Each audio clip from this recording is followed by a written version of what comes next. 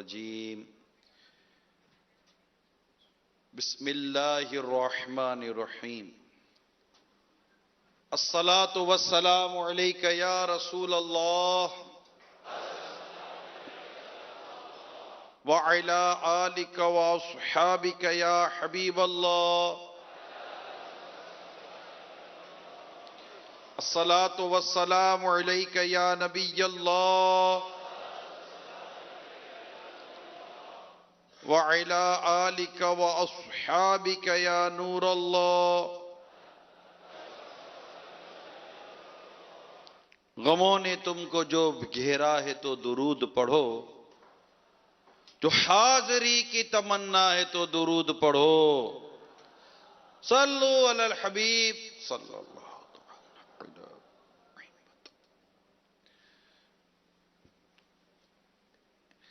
आज एक दौलतमंद बाप के बेटे का वाकया बयान करने जा रहा हूं।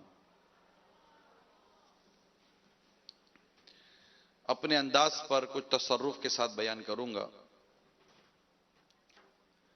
इंतहाई दौलतमंद बाप का ये 20 से 22 साला बेटा था, जो इसका इकलौता बेटा था। बड़े लाड और प्यार से उसने अपने बेटे को पाला। इसकी तालीम और अपने तौर पर जो तरबियत कर सकता था उसकी तरबियत की।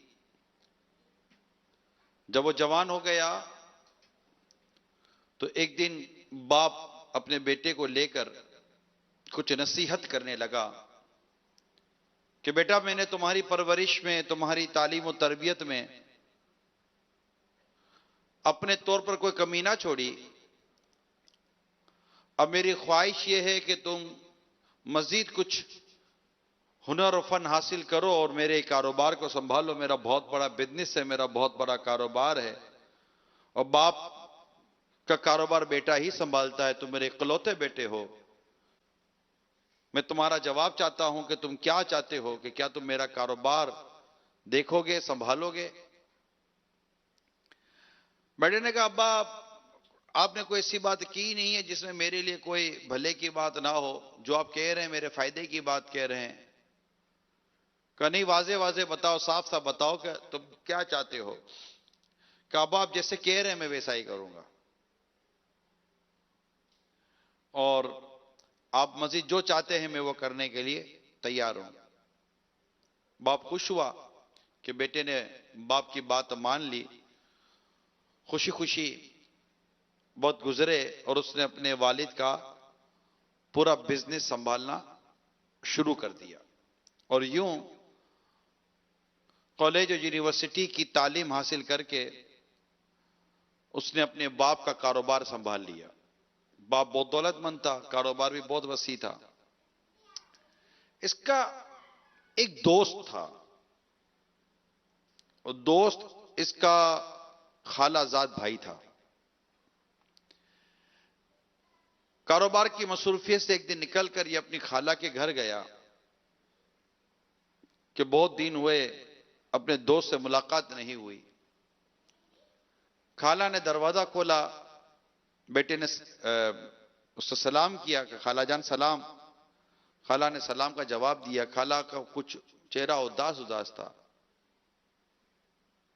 खाला से इसने अपने दोस्त के बारे में पूछा तो कहा कि अपने कमरे में है, मगर बेटा ये वो ना रहा जो तुम्हारा दोस्त था, ये तो बदल गया है। कमरे में पड़ा रहता है, निकलता ही नहीं है, पता नहीं इसको क्या हो गया है। कि कोई बात नहीं खाला, अभी मैं आ गया हूं, अभी 2 मिनट में सही कर दूंगा। वो अपने दोस्त के कमरे में गया। दोस्त औंधे मुंह लेटा हुआ था, चेहरे का रंग उड़ा हुआ था, तबीयत इसकी बिगड़ी हुई थी। परेशान होकर आगे बढ़कर कहता है, भाई क्या हुआ? तुम्हारा चेहरे का रंग उड़ गया है, तुम कमजोर हो गए हो, अजीब और गरीब हालत बनाकर रखी है। खैरियत तो है? क्या रे, काम करो, तुम आए उस दराज में से एक इंजेक्शन है, वो इंजेक्शन निकाल कर मुझे लगा दो। वो आगे बढ़ा, उसने दराज खोला, दराज खोल के उसने इंजेक्शन निकाला। इंजेक्शन निकालकर उसने इसको लगाया थोड़ी देर के अंदर उसकी तबीयत में वो बेहतरी आ गई। कहा क्या हुआ, ये इंजेक्शन क्या है, तुम्हें क्या बीमारी लग गई है? उसने कहा बीमारी तो कुछ भी नहीं लगी, ये इंजेक्शन नशे का इंजेक्शन है, मैं हीरोइन का आदी हो गया हूं। हो ये कैसे हो गया? बस मत पूछो, जिनके साथ उठता बैठता था उनके साथ ये लत लग गई है और अब मैं इसके बगैर जी नहीं सकता। देखो तुम मेरे दोस्त हो, जिस तरह मैं इस लत में पड़ गया, खुदारा तुम इस चीज के करीब मत जाना। अब वो कारोबार करने वाला पढ़ा लिखा लड़का,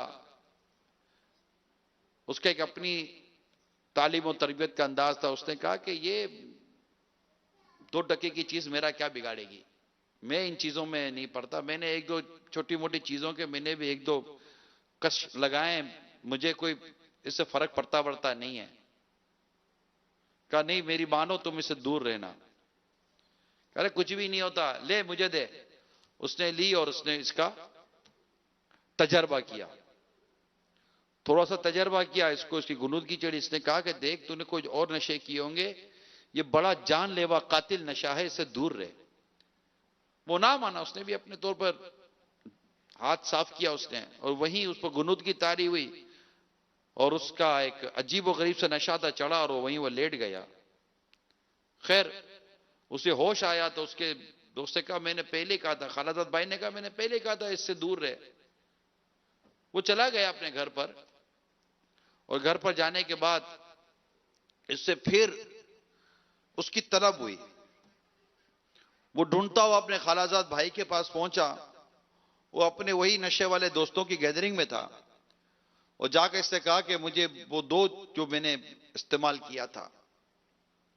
उसने फिर वो इस्तेमाल करना शुरू किया, यहां तक कि वो उसको भी उसकी लत पड़ गई। दूसरी तरफ उसका खालाजाद भाई था, वो तो बिल्कुल डूब चुका था नशे में, हत्ता कि उसकी हालत खराब हो गई। वो अस्पताल में एडमिट हुआ और इसी नशे की लत ने उसको इतना बर्बाद कर दिया, कमजोर कर दिया कि इसी तरह एड़िया रगड़ रगड़ कर वो अस्पताल में मर गया। नौजवान कजिन की मौत ने उसको बड़ा सदमा दिया, और सदमा देने के बाद उसको थोड़ा एहसास हुआ, वो किसी हॉस्पिटल में दाखिल हो गया। इसके बाप को कुछ भी नहीं पता। एक हॉस्पिटल में दाखिल हुआ, वहां उसने अपना इलाज करवाना शुरू किया, क्योंकि बाप को तो ये था कि ये कारोबार करता है, घर आता है चला जाता है, कारोबार घर आता है चला जाता है। बाप अपनी दुनिया में था, बेटा अपनी दुनिया में था। इसने अस्पताल में अपना पूरा इलाज करवाया, और इलाज करवाकर वो इस लत से बाहर आ गया और सही हो गया। वालिद साहब ने इसे कारोबार के लिए मजीद कुछ मीटिंग्स वगैरह अटेंड करने के लिए उसको किसी मुल्क में भेजा, फॉरेन कंट्री जिसको आप कहते हैं। ये वहां गया तो वहां जो ऑफिसेस थी और जो कल्चर था, वहां कुछ लोग थे जो नशे के आदी थे। अब वो उन्होंने उसको कहा कि तुम आए हो इतनी दूर से, आओ थोड़ा हमारे साथ, एक दो इसके भी तुम मजे ले लो। कहा नहीं मैं इसके करीब नहीं जाता। कहा ले लो, कुछ ही नहीं होता, जवान हो, मजबूत हो, ताकतवर हो, एक दो से कुछ फर्क नहीं पड़ता। नहीं माना, बोला नहीं मैं इसके करीब नहीं जाऊंगा। एक आध 2 दिन गुजरे, मगर चूंकि वो बैठा था उन्हीं लोगों के साथ, दिन रात मीटिंग उनके साथ चलती थी, कारोबार उनके साथ चलता था, लेन देन उनके साथ चल रही थी। आखिरकार एक बार फिर उसने इसके 1-2 दौर चला दिए। जब 1-2 इसके और दौर चले, अब उसको लत लग गई, अब उसकी हालत बिगड़ गई। और वो जो इसके जो दूसरे जो लोग थे जो उसके साथ थे, वो भी बड़े क्रिमिनल किस्म के लोग थे, बड़े क्रिमिनल मेंटेलिटी के लोग थे। उन्होंने उसको नशे में दूध फेंक कर, इसके बाद जो बच्चे कुछ पैसे थे जो लाखों की तादाद में थे, वो सारे लेकर वो रफू चक्कर हो गए। अब वो कमरे के अंदर अकेला पड़ा हुआ है, बेहोश, ना कुछ नहीं कर सकता, राब्ता नहीं कर सकता। इसकी हालत ही अजीबोगरीब थी। बाप वहां परेशान के बेटा आया नहीं है। अब बाप को परेशानी हो रही थी कि बेटा कहां चला गया, मीटिंग के लिए गया था, कोई रिस्पांस नहीं है, कोई राब्ता नहीं है, कोई मुलाकात नहीं है। ऐसे में बाप उस मुल्क में पहुंचा, उस होटल में गया जहां बुकिंग हुई थी। कमरा खोलकर अंदर दाखिल हुआ तो क्या देखता है कि बेटा नशे की हालत में धुत पड़ा हुआ है, अपने होश ही नहीं है। उसको उठाया, रोता हुआ अपने शहर लाया और अपने शहर, अपने मुल्क में आकर अच्छे अस्पताल में इसका इलाज करवाया। और इलाज करवाने के बाद फिर उसको रिलीज करवाया गया। और यूं वो उस बुरे और गंदी लत से बाहर आया और एक अच्छे माहौल में उसने अपना वक्त गुजारना शुरू कर दिया। यूं वो उस बुरी चीजों से बच गया। फिर बाप ने एक नेक, मुत्तकी और बा पर्दा, बा हया लड़की के साथ उसकी शादी करवा दी, जिसकी नेकी और परहेजगारी की वजह से वो अपनी गंदी और बुरी और गुनाहों भरी आदत से निकलकर नेकी के रास्ते पर चल पड़ा। मेरे मीठे मीठे प्यारे प्यारे इस्लामी भाइयों और मदनी चैनल के नाजरीन, जो इस वक्त वाकया मैंने आपके सामने बयान किया, मेरा ख्याल है शायद मैंने माशरे के एक बहुत बड़े एरिया का आपके सामने एक जायजा पेश किया है। अगर आप गौर करें तो इस वक्त नौजवानों की बहुत बड़ी तादाद, बहुत बड़ी, जी हां, मैं कम नहीं कह रहा, मैं बहुत बड़ी तादाद नशे की लत में मुब्तला हो चुकी है। और इसके तरह तरह के नशे के नाम हैं। मैं हर एक नाम नहीं लेता, ना मुझे हर एक के नाम याद है, ना हर एक के नाम आते हैं, मगर यह बात है। और इसके खास मराकिज बने हुए हैं जहां नशा सप्लाई किया जा रहा है, जहां नशा प्रोवाइड किया जा रहा है, जहां इंटॉक्सिकेंट का बिजनेस है। इस माफिया ने इन तमाम तर एरियाज को कवर किया हुआ है। और इसमें एक खास एरिया तालीमी इदारे हैं, कॉलेज और यूनिवर्सिटीज हैं। खास एरियाज, वो चौक, वो गली और वो नुक्कर और वो बाजार है जहां इस तरह की गैदरिंगें बैठा करती हैं। और खास एरियाज, वो होटल वगैरह जो इस तरह की बात चलती हैं, इन एरियाज के अंदर ये माफिया अपना काम कर रही है, गैदरिंग्स अपना काम कर रही हैं। वो है ना कि वो है ना, हम तो डूबे हैं सनम, तुमको भी ले डूबेंगे। क्योंकि जब ये कॉलेज, यूनिवर्सिटीज या गली कूचों महलों में जाते हैं तो इन्हें नए नए दोस्त मिलते हैं। अब वो दोस्त अगर उसे नमाजी, परहेजगार, सुन्नतों का पेकर मिल जाए तो वो उसे मस्जिद का रास्ता दिखा देता है, उसे नेकी का रास्ता दिखा देता है। और अगर वो दोस्त उसे नशे के आदी, शराब के आदी, हेरोइन के आदी, दीगर बुराइयों में डूबे हुए लोग मिलते तो वो उसको उस तरफ लेकर चलता। अरे चल यार, अरे कुछ नहीं, अबे मर्द बन मर्द, ये कॉन्सेप्ट क्लियर। अरे मर्द बन मर्द, कुछ नहीं होता, जवानों को कुछ नहीं होता। जवान एड़ियां रगड़ रगड़ कर मर रहे हैं। जवान नशे की लत में इनके मां बाप की लिए आंखों के आंसू बने हुए हैं। इनकी बीवियां रो रही हैं, इनके बच्चे रो रहे हैं, इनके मां बाप रो रहे हैं। ये घरों में चोरियां कर रहे हैं, घरों के बर्तन बेच रहे हैं, ये घरों के कपड़े बेच रहे हैं। ये खुद किसी काम के नहीं रहे, ये तबाह हो रहे हैं, ये बर्बाद हो रहे हैं नशे की लत की वजह से। अल्लाह ही नशे का कारोबार करने वालों को हिदायत दे। मैं हिदायत ही की दुआ कर देता हूं। जो मुसलमान होंगे मैं उनके लिए हिदायत की दुआ करता हूं, और क्या कर सकता हूं। और इनका यह कारोबार खत्म हो जाए। इन्होंने सिर्फ अपना यह बिजनेस और अपने पैसे कमाने के लिए इन्होंने घरों के चिराग बुझाए हैं। किसी का बाप नशे का आदी बनकर बैठा हुआ है, खाली बेटा नहीं है, किसी का बेटा नेक है तो बाप शराबी है, बाप नशे का आदी है। घर पर आता है बेटे को मारता है, घर पर आता है बेटे के सामने अपनी बीवी को मारता है, थप्पड़ों से मारता है, लातों से मारता है, गालियां देता है। बेटियां सहम के कमरों में चली जाती हैं, भाई अपनी बहनों को बचाने में लगे हुए हैं, बाप अपनी कार्रवाइयों में लगा हुआ है।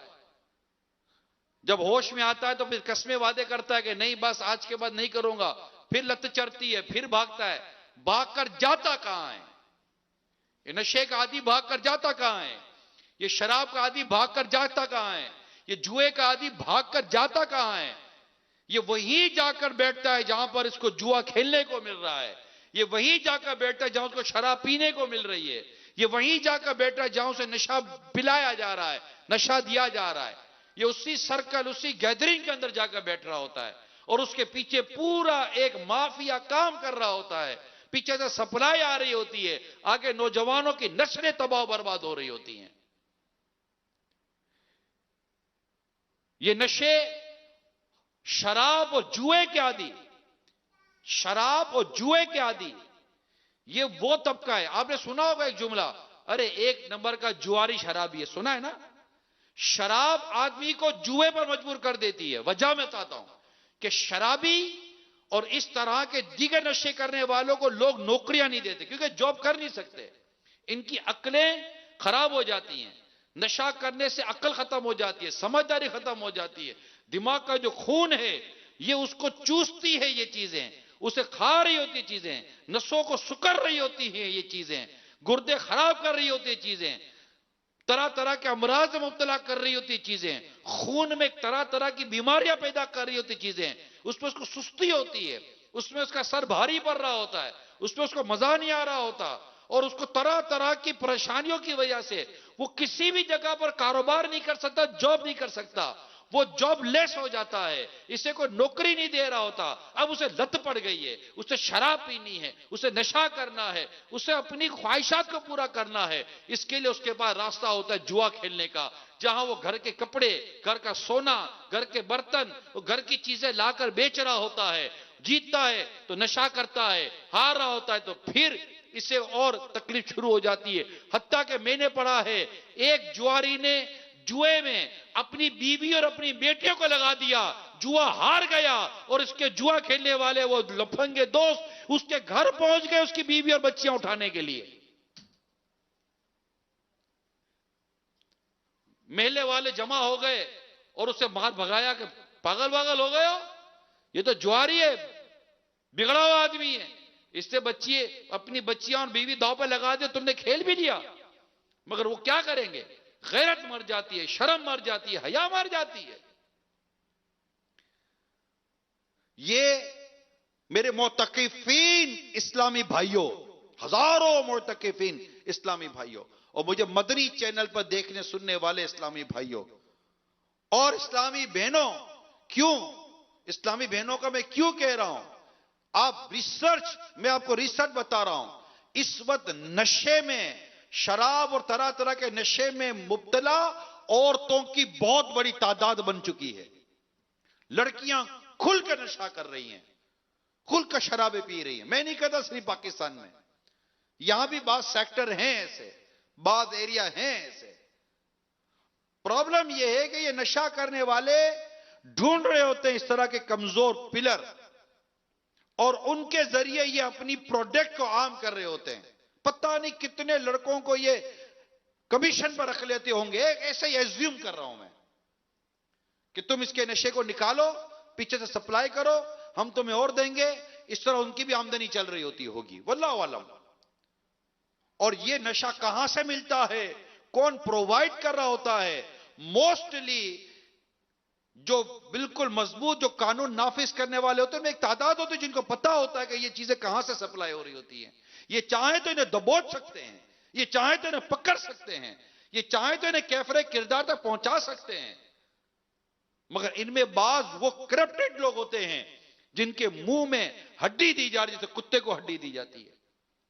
मगर वो ये भूल जाते हैं कि ये अपनी जिम्मेदारी के साथ वफा नहीं कर रहे, ये अखलाकियात के साथ वफा नहीं कर रहे। इनकी वजह से कितने नौजवान और कितने घरों के चिराग बुझ गए, कितनी तबाहियां आ गई हमारे माशरे के अंदर। गली गली के अंदर कमोबेश, मैं जैसे ही मुबालगा कर रहा हूं, गली गली के अंदर इस तरह की आपको नजारे मिलेंगे। कोई बैठकर क्या पी रहा है, कोई बैठकर क्या पी रहा है, कोई बैठकर क्या पी रहा है, कोई चर्स पी रहा है तो कोई हीरोइन पी रहा है तो पता नहीं कोई क्या क्या पी रहा होता है। कहीं बैठकर शराबें पी रही होती हैं, बोतलों के अंदर डाल डाल कर शराबें पीते हैं, पता नहीं चलेगा शराब है। अरे अल्लाह के बंदो, तुम्हारा रब देख रहा है तुम शराब पी रहे हो, तुम्हारा रब देख रहा है कि तुम चर्स पी रहे हो, तुम्हारा रब देख रहा है कि तुम ऐसे गंदे गंदे नशे कर रहे हो, तुम अपने रब से हया नहीं करते। शराब बुराइयों की मां है। ये दोस्तों की सोबतों ने शराबी बना दिया। कोई मां शराबी नहीं जनती, कोई मां चरसी मवाली नहीं जनती, कोई मां चोर डाकू नहीं जनती। ये सोबतें हैं जो किसी को चोर बना रही हैं। ये सोबतें हैं जो किसी को मोबाइल लूटने वाला बना रही हैं। ये सोबतें हैं जो किसी को मोटरसाइकिल लूटने वाला बना रही हैं। गैदरिंग हो जाती है ना, अबे लूट ले, हम है ना, हम भी तो कर रहे हैं, कुछ नहीं होता, अरे पकड़ के ले जाएंगे, अरे दे देंगे उनको भी आधा माल, आधा चुरा लेंगे, सब कर लेंगे, सब सब तरकीबें, सेटिंग है सेटिंग। मोटरसाइकिलों पे ले लेकर इनसे गंदे काम करवाते। ये कौन करवाते? दोस्त को गैर कराएगा? ऐसी गैदरिंग और ऐसी सोबतें ये तबाह बर्बाद कर रही हैं। मेरे मीठे मीठे प्यारे प्यारे इस्लामी भाइयों, इंसान को उसकी गैदरिंग ने तबाह बर्बाद किया है। ये याद रखिएगा, कोई बाप अपने बेटे को शराब के प्याले नहीं पिलाता। मां ने अपना खून निचोड़ निचोड़ कर तुम्हें दूध पिलाया है। बाप ने अपना पसीना बहा बहा कर तुम्हारे लिए दूध और तुम्हारे लिए ग़िज़ाएं लाया था। इसलिए नहीं लाया था कि इसके बच्चे शराबी बन जाएंगे, इसके बच्चे जुआरी बन जाएंगे। तुम्हारी बीवी तुम्हें देख देख कर तरस रही है। कितने बाप शराबी हैं, कितने बाप जुआरी हैं, कितने बाप नशे के आदी हैं। अगर वो सुन रहे तो खुदारा अपने खानदान पर तरस खाओ, अपने बीवी बच्चों पर तरस खाओ, अपनी बेटियों पर तरस खाओ। आप बोलोगे इसका हल क्या है? माना शराब खराब है, माना जुआ खराब है, माना ये सारी बीमारियां जो तुम बयान कर रहे हो ये दुरुस्त नहीं है। आप कहेंगे इसका हल क्या है? हल भी देने के लिए आया हूं। हल सिर्फ और सिर्फ अच्छी सोहबत है, अच्छी सोहबत और अच्छी सोहबत है। जब तक आप बुरी सोहबत छोड़ेंगे नहीं, बुरे दोस्त छोड़ेंगे नहीं, गंदी सोहबत और गंदे दोस्तों को आप छोड़ेंगे नहीं, उस वक्त तक आप बदल नहीं सकते। आप एक ऐसी जगह खड़े हैं जहां पर कचरा गिर रहा है, कचरा गिर रहा है, कचरा गिर रहा है। मैं आपको कह रहा हूं, क्यों कचरे में नहा रहे हो? आपको हाल बताओ। मैं कहा कचरे से हट जाओ, पाकीज़ा पानी के नीचे आ जाओ, जहां रहमतों का मींबर से वहां बैठो। क्या ऐसी सोबतें नहीं है? क्या ऐसी गैदरिंग नहीं है? मगर मुसीबत यह है कि दिल ही गंदा हो जाता है।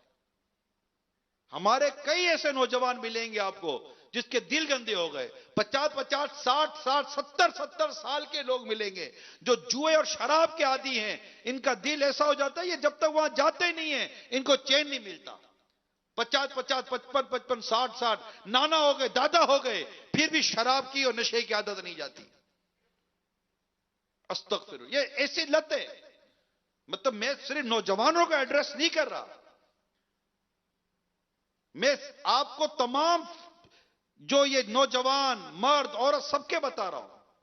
औरतें बर्बाद हो गई, लड़कियां बर्बाद हो गई नशे के चक्कर में, और फिर नशे के चक्कर में इनकी इज्जतें पामाल हुई, इनकी गंदी तस्वीरें बनी। फिर इन्होंने अपनी इज्जतें बचाने के लिए और लड़कियों को दांव पे लगा दिया। लड़कों ने अपनी इज्जतें बचाने के लिए अपने और दोस्तों को दांव पे लगा दिया। ब्लैकमेल होते रहे। ये पूरा माफिया है, माफिया, पूरा माफिया है। ये पूरा क्रिमिनल करप्टेड ग्रोह है जो दुनिया में अपनी जड़ें फैला रहा है और फैला चुका है।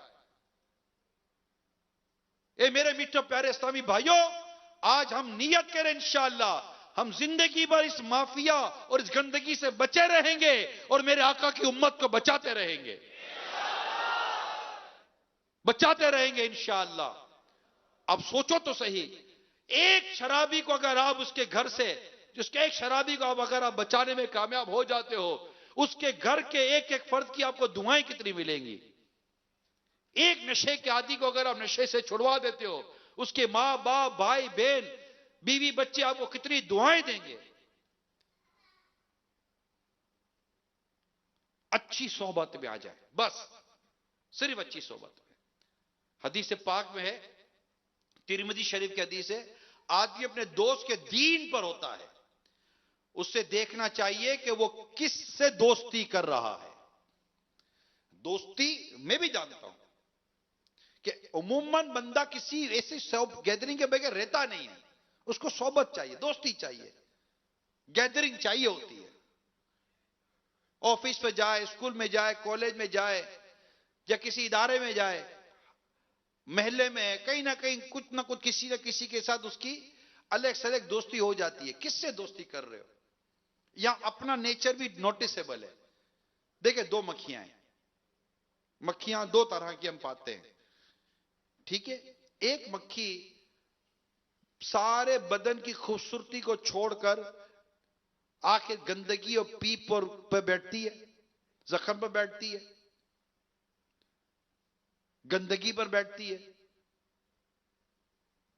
और एक मक्खी फूलों पर जाकर बैठती है। जो गंदगी पर बैठती है वो बीमारियां फैलाती है, जो फूलों पर बैठती है वो शहद देती है, और शहद में शिफा है। अपने नेचर को first you must check your nature.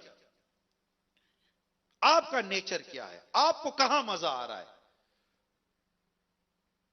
एक आजाद और लोफड़ किस्म की गैदरिंग में जहां बदनी गायें हो रही हो, गाने बाजे बज रहे हो, नाचना कूदना हो रहा हो, फिल्में ड्रामे देखे जा रहे हो, खूब नशा किया जा रहा हो, कुछ शराबें पी जा रही हो,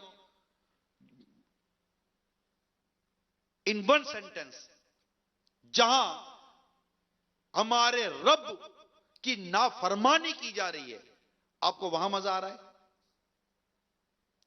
अगर वहां मजा आ रहा है, ये कैसा दिल है, ये आपकी कैसी तबीयत है, ये आपका कैसा मिजाज है?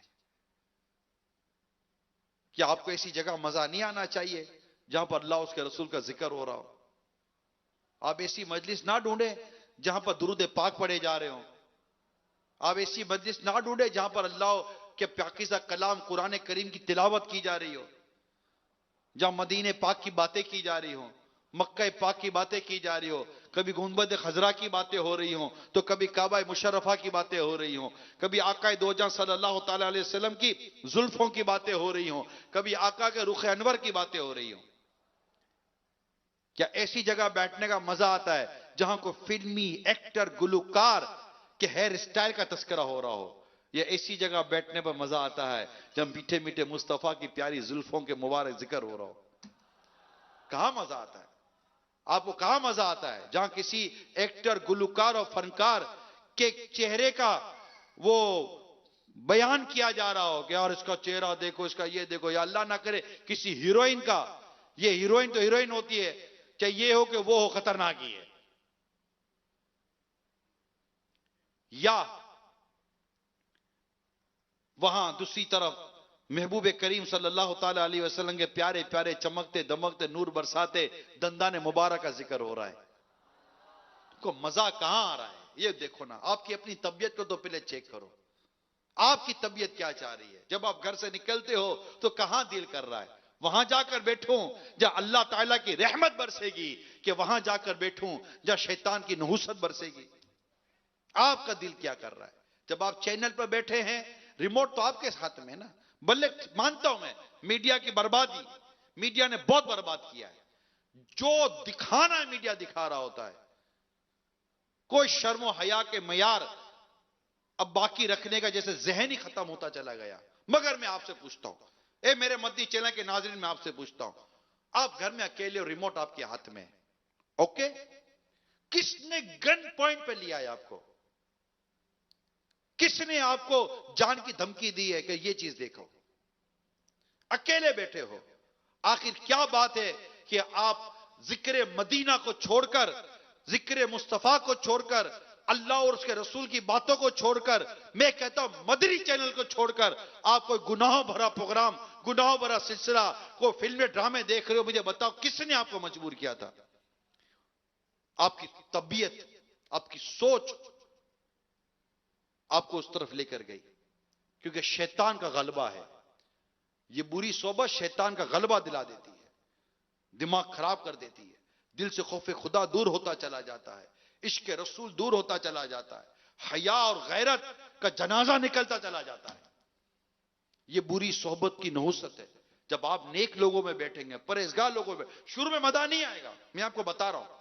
शुरू में मजा नहीं आएगा, कौफ होगी, घबराहट होगी, यार ये कोई दूसरी बातें ही नहीं कर रहे, यार कोई दूसरी बातें ही नहीं कर रहे, दूसरी बातें नहीं कर रहे होगा शुरू में।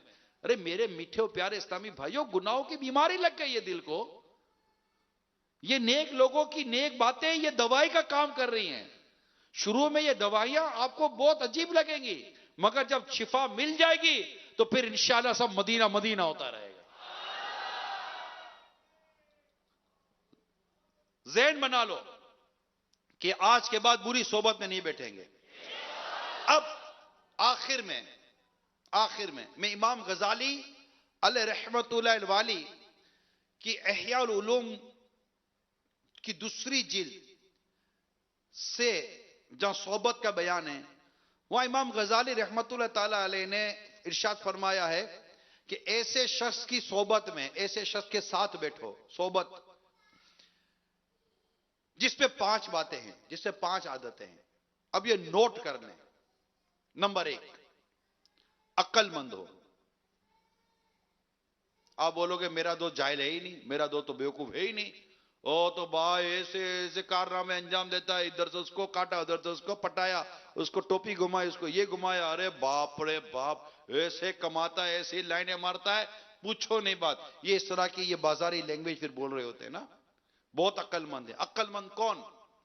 इमाम गजाली अलैह रहमा फरमाते हैं, किसी की सोबत अपनाने के लिए अक्ल की कैद इसलिए लगाई गई क्योंकि अक्ल इंसान के लिए असल की हैसियत रखती है। बेवकूफ के साथ बैठने का कोई फायदा नहीं, उसका साथ कितना ही तवील हो मगर अंजाम जुदा ही होता है। अक्लमंद की सोबत इख्तियार करना इसलिए भी जरूरी है कि बेवकूफ शख्स अगर तुम्हें फायदा पहुंचाने और तुम्हारी मदद करने का इरादा करता है तो फिर भी तुम्हें नुकसान पहुंचाता है, उससे इस बात का इल्म भी नहीं होता। इस वजह से कहा गया है कि बेवकूफ से दूरी इख्तियार करना अल्लाह के कुर्ब का जरिया है। सैयदना सुफियान सौरी रहमतुल्लाह ताला अलैह ने फरमाया, बेवकूफ के चेहरे की तरफ नजर करना एक खता है जिसे लिखा जाता है। अक्लमंद से हमारी मुराद वो शख्स है जो अशिया को उनकी हकीकत के मुताबिक समझता हो, ख्वाह वो बाज़ाते खुद समझता हो या किसी के समझाने से समझता हो। अक्लमंद मेरे इमाम आजम थे, मेरे इमाम आजम रहमतुल्लाह अलैह अक्लमंद थे। आपकी अक्ल के बाब में लिखा है, अक्ल के चैप्टर में लिखा है, आप इतने अक्लमंद थे कि आपने कभी जिंदगी में कभी गिबत ही नहीं की, जिंदगी में कभी गिबत नहीं की। अक्लमंद इंसान अल्लाह के एहसान को समझता है, अक्लमंद इंसान अल्लाह की मेहरबानी को समझता है। अक्लमंद इंसान जिसको हम अक्लमंद कह रहे हैं, यह अल्लाह की नाफरमानी से बचेगा। उसको पता है कि अगर मैंने अल्लाह की नाफरमानी की तो मुझे जहन्नम की आग में जला दिया जाएगा। अक्लमंद इंसान समझता है कि जितना दुनिया में रहना है इतनी दुनिया की तैयारी करूं, जितना आखिरत का सफर इतनी आखिरत की तैयारी करूं। अक्लमंद इंसान हम इसको कह रहे हैं। अक्लमंद बार बार तो बिल्कुल बेवकूफी होते हैं, बस घूमना फिरना गुलछड़े उड़ाना यही इनकी जिंदगी होती है। दुनिया भी खराब कर रहे होते, आखिरत भी खराब कर रहे होते।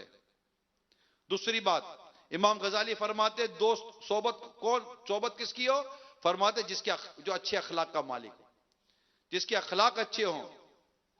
और इसकी वजाहत इमाम गजाली अलैहि रहमा ने की है कि क्योंकि बहुत से अक्लमंद अशिया की हकीकतों से तो ना वाकिफ होते हैं, लेकिन जब उन पर गुस्सा, ख्वाहिश, बुखल या बुज़दिली गालिब आ जाए तो अपने नफ्स की पैरवी करते हैं और जो कुछ उन्हें मालूम होता है उसकी मुखालिफत कर गुजरते हैं। तो अच्छे अखलाक का मालिक हो, फिर दोस्त फासिक ना हो, जिसकी सोबत में बैठना है वो फासिक ना हो, गुनाह करने वाला ना हो, नेक हो, परहेजगार हो, मुत्तकी हो, ऐसे की सोबत इख्तियार करनी चाहिए। फिस्क और फासिकों का मुशाहिदा करने और उनके साथ रहने से दिल गुनाह की तरफ माइल होता है। जब आप इनमें बैठोगे तो आपके दिल से खौफ खुदा निकलता जाएगा, क्योंकि जब वो गुनाह कर रहे होते तब भी आप देख रहे होते कि इन पर कोई मुसीबत नहीं आ रही। बात समझ रहे हैं?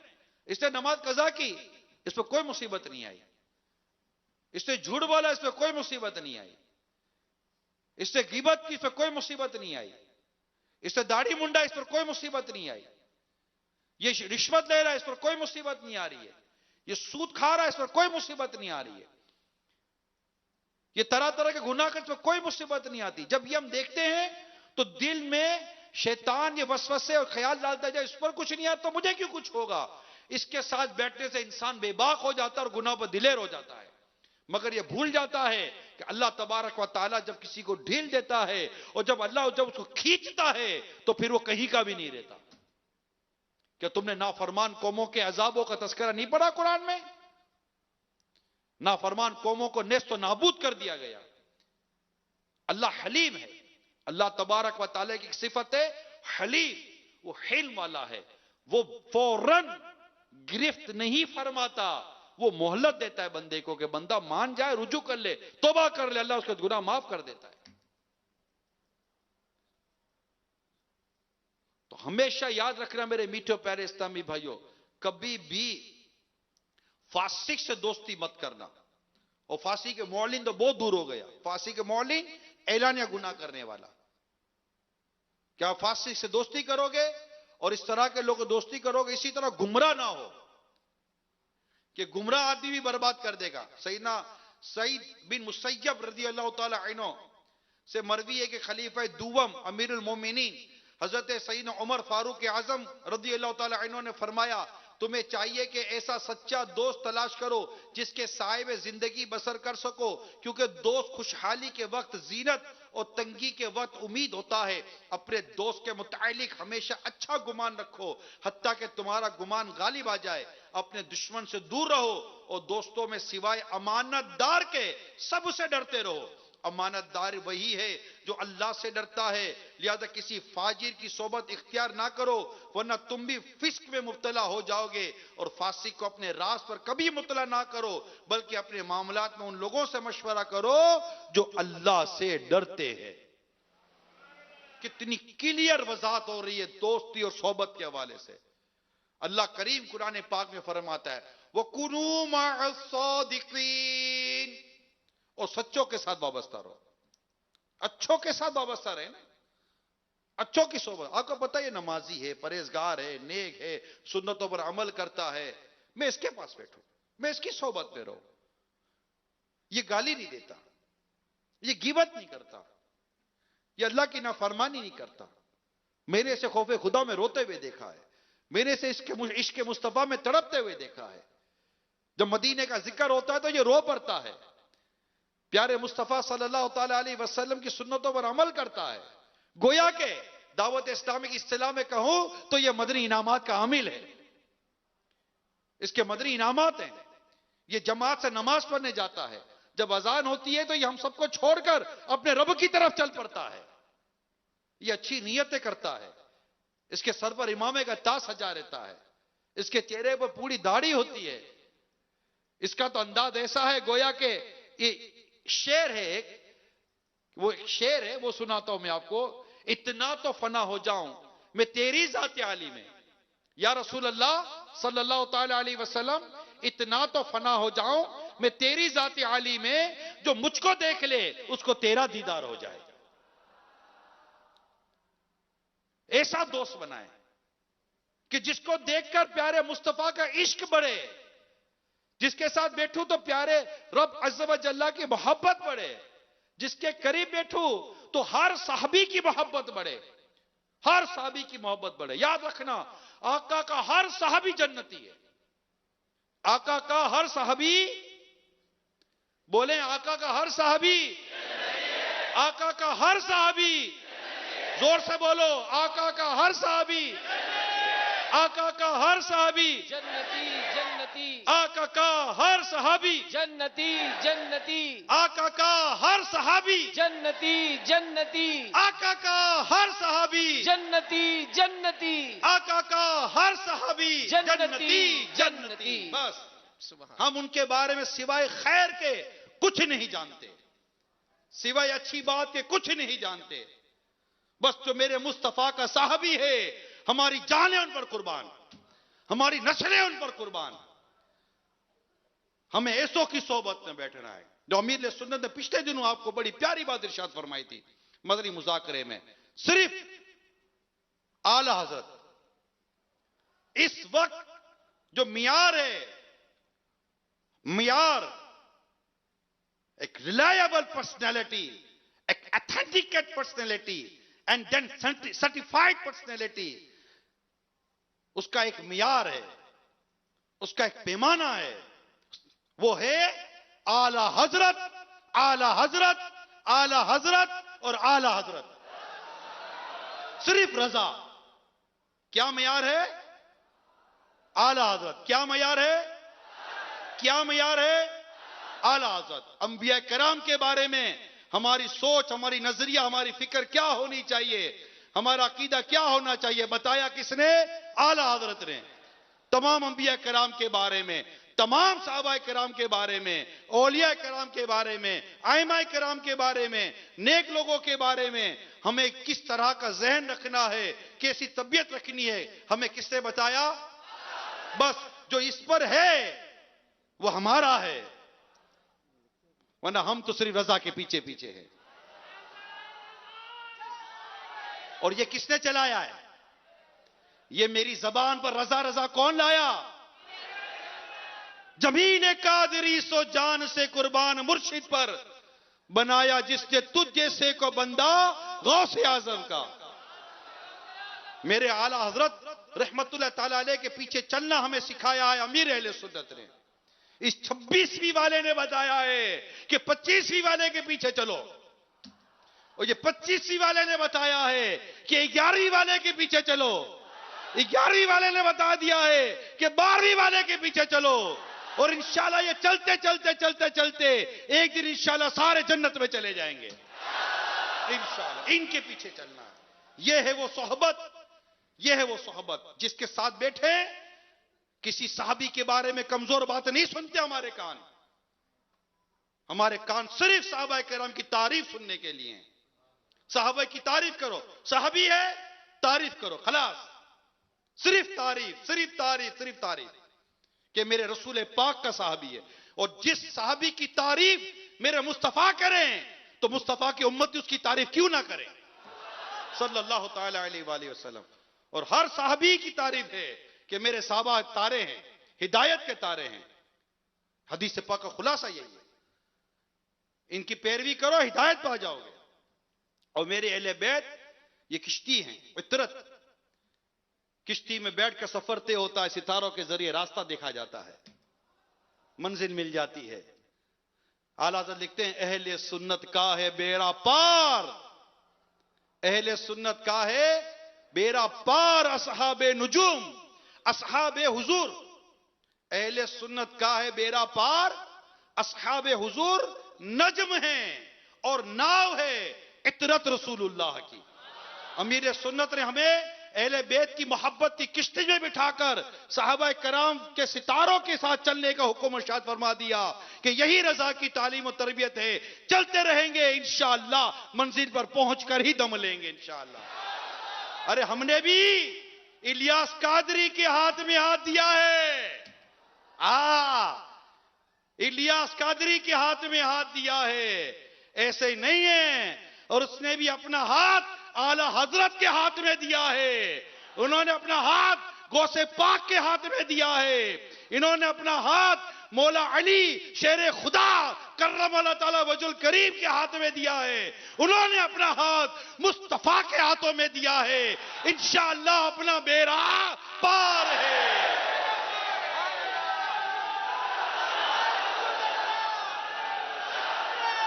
हर सहाबी से गमे अत्तार बेशक प्यार है, हर सहाबी से गमे अत्तार बेशक प्यार है। इंशाअल्लाह दो जहां में अपना बेड़ा पार है, इंशाअल्लाह दो जहां में अपना बेड़ा पार है। बस याद रख लो, हमारे कान अंबिया कराम की सिर्फ खूबी सुनेंगे, तमाम सहाबा की सिर्फ खूबी और तारीफ ही सुनेंगे, औलिया कामलीन की सिर्फ खूबी और तारीफ ही सुनेंगे।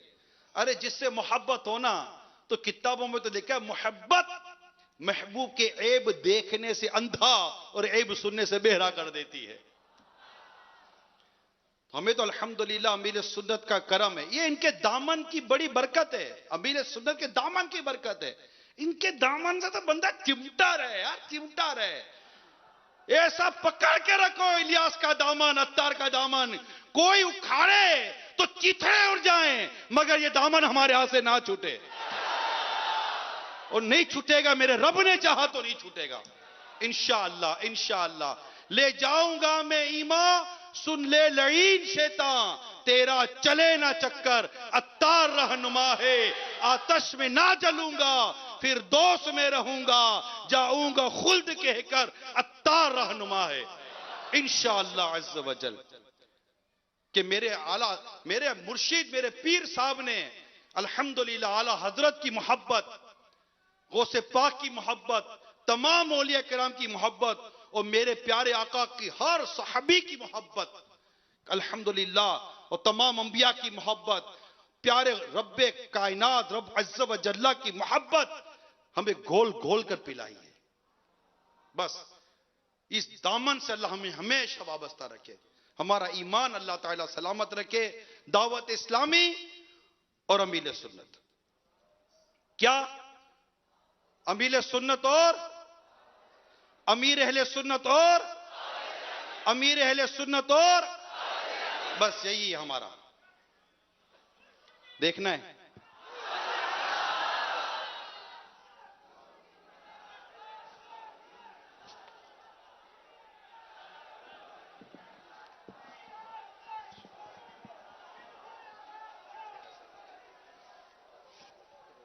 फिक्रे रजा को कर दिया आलम पे आशिकार, फिक्रे रजा को कर दिया आलम पे आशिकार। ये तेरा ऊंचा काम है, ये तेरा ऊंचा काम है, ये तेरा ऊंचा काम है इलियास कादरी, ये तेरा ऊंचा काम है इलियास कादरी। मेरे पीर का ये नाम है इलियास कादरी, मसलक का तू इमाम है इलियास कादरी।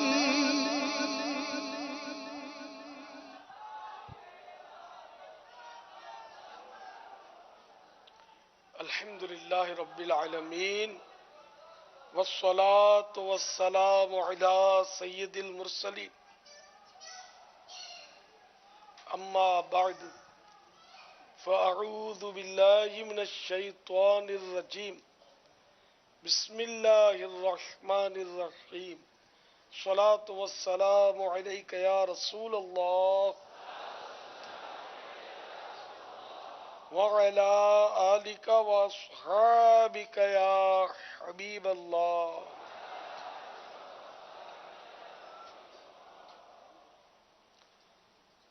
अस्सलातु वस्सलामु अलैका या नबी अल्लाह व अला आलिका व अस्हाबिका या नूर अल्लाह।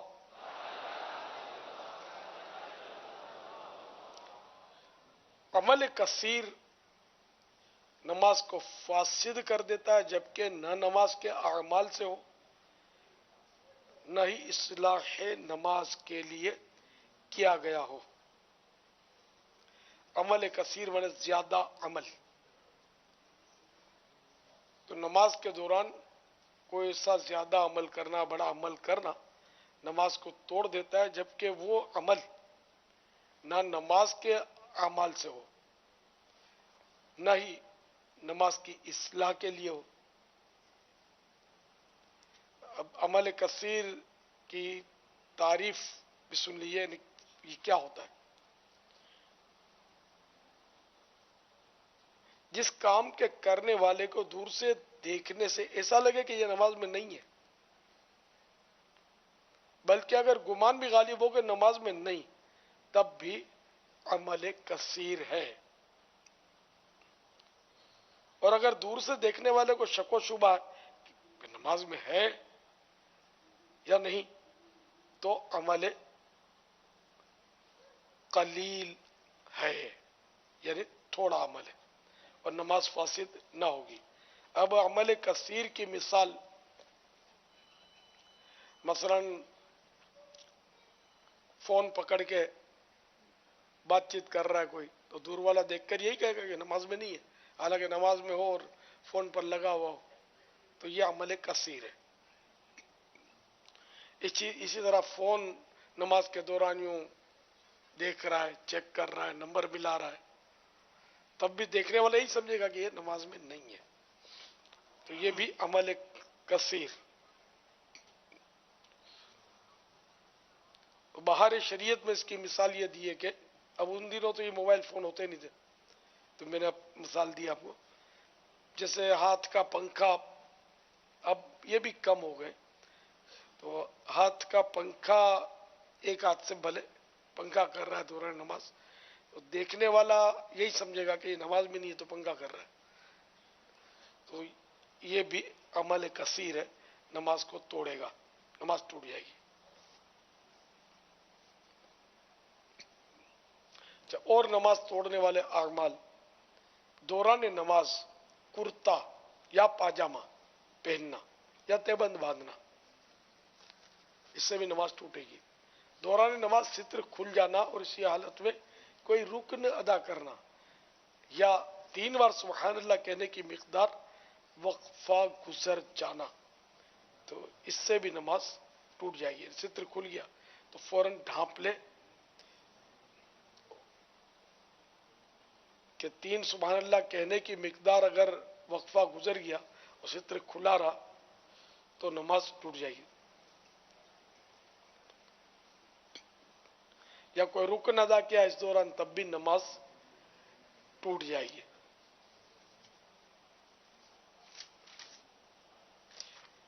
वल्लाहु तआला अअलम व रसूलुहु अअलम अज़्ज़ा व जल्ला व सल्लल्लाहु तआला अलैहि व सल्लम।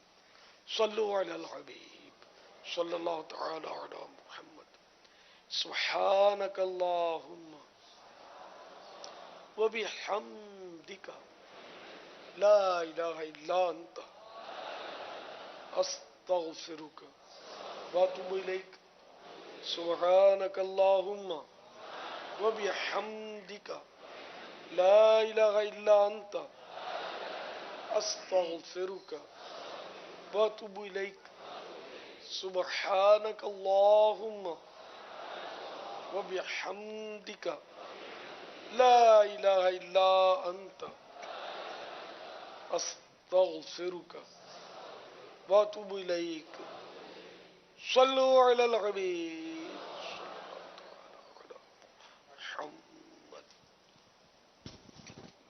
सल्लल्लाहु तआला अला मुहम्मद।